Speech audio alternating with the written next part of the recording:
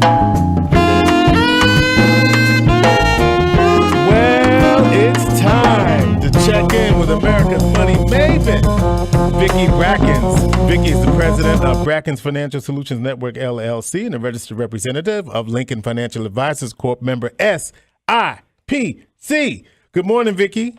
Hi, George. How are you this morning? I'm doing great. Good to see you as always. Well, listen, before I actually get into the heart of what we have to talk about, I was just thinking back through the conversation that you had just before I came on about colored waiting rooms. And It was like a flashback for me because, during the time that I was growing up, colored waiting rooms actually existed. So to hear some of the historical context from the barber brought back, I wouldn't say fond memories, but at least jarred my memory around the progress that's been made, but the lack of progress that also has been made. Yeah. But we'll come back to that at a later time. Okay. I must say, though, George, it's been a really, really busy week for me. I'm going to start out by thanking everyone who attended the last 2 weeks' workshops, which were sponsored by the 100 Black Men and Black Nurses Rock of Syracuse. Our topics for the last 2 weeks there at the Southside Innovation Center were creating financial greatness and once you reach greatness, what's next? Okay. I gave everyone a worksheet and a diagram that illustrated the 3 central building blocks to the estate planning continuum process. Step 1 being create and grow it. Step 2 being preserve and protect it. And finally, step 3 being retain and transfer.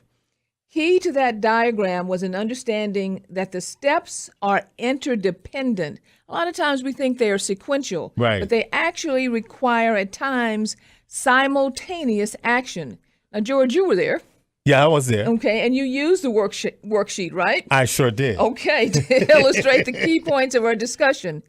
Anyway, there was a big aha that I think everyone realized, and that was acknowledging that in the process of wealth creation or estate creation, our number one step, our number one goal and understanding is the fact that our number one asset is human capital, and releasing, capturing, retaining, and transferring the success of human capital from one generation to the next should be our number one mission. But George, yes, Vicki. the week got even busier. Yes. And at the close, something very big happened. So let's talk about yesterday. Yes. The royal wedding, the kiss viewed around the world, the unexpected message, and the sermon of love. Yes. I really reached and searched for the financial message in the royal wedding. Initially, I thought there's nothing practical that I could compare to for our audience, the privilege and the pomp and circumstance of the royal family and the fairy tale event of a royal wedding. But the longer I watched, one truth, one financial message rang out over and over. And that message was, inclusion and diversification do not dilute success. In fact, inclusion and diversity leverages common strengths and fortifies individual weaknesses. In your personal portfolio, whether it be financial assets or your portfolio of human capital, you should follow that principle. Diversity, inclusion, and non-correlation. Ring the bell, George. Yeah, because that non-correlation, this is our jargon bell. We ring the jargon bell when, I'm ringing the jargon bell. Okay. We ring the jargon bell when there's a term that we have to So explain. this is a new term. We haven't talked about non-correlation, correlation, non-correlation, or the term correlation. So I want to invite everybody to go to Investopedia.com for more information on correlation. But simply, it means that correlation means things that are alike being used in a portfolio or in a process.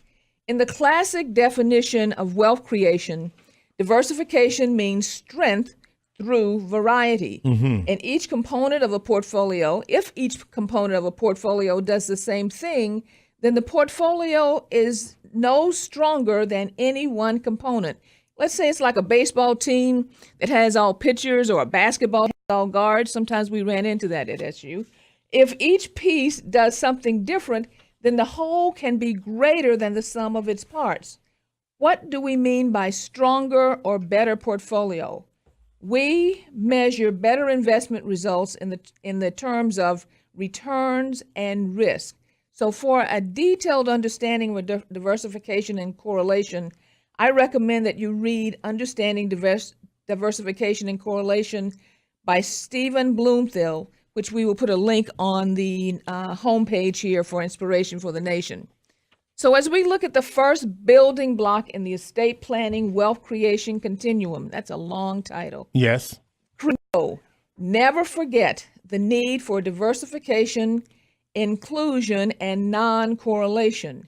If it's good enough for the royal family, I think it should be good enough for you.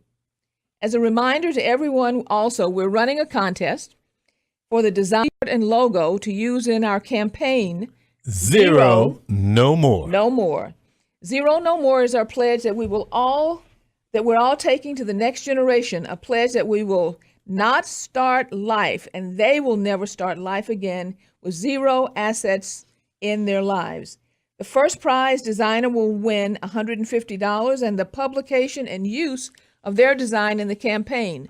Second prize is $100. Third prize is $75. We're asking that everyone send your designs to info@Brackens, that's BRACKENS,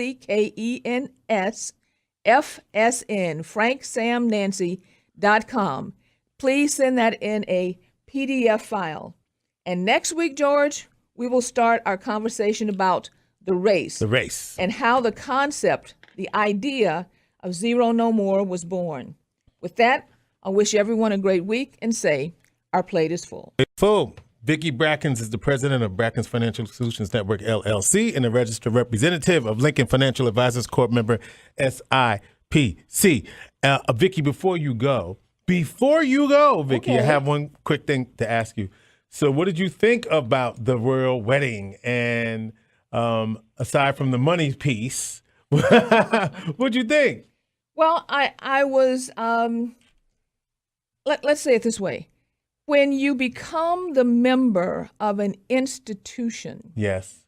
and an economic system, which is what the royal family really is, Right. and have the courage to stand in your own being, meaning have the courage to bring to the table all that you are, that is an amazing thing to see. Yeah. So my hat's off to Meghan Markle, okay? And my hat's off to also her new husband, the prince, because they needed to do this as a team in order for this to happen. There was a signal yesterday. I'm just waiting to see what the message is that's going to be received. Yeah, it's interesting because while you say bringing all of who you are to the table, I think that's exactly what she did. You had Bishop Michael Curry, who I understand originally from Buffalo, now from Chicago, Right. as the head of the Episcopal Church here in the country. And then, do I have that right? Maybe I don't have that right. But anyway, he's high up in the He's the church. bishop. That's right. And given that, and then you had the gospel choir, Right. Then you had the brother on the cello, Right. So there were some things going on in there. Okay, and so the fact that they as a couple had the courage and she had the strength to do that is an amazing thing to watch. We always talk about navigating politics within a corporate.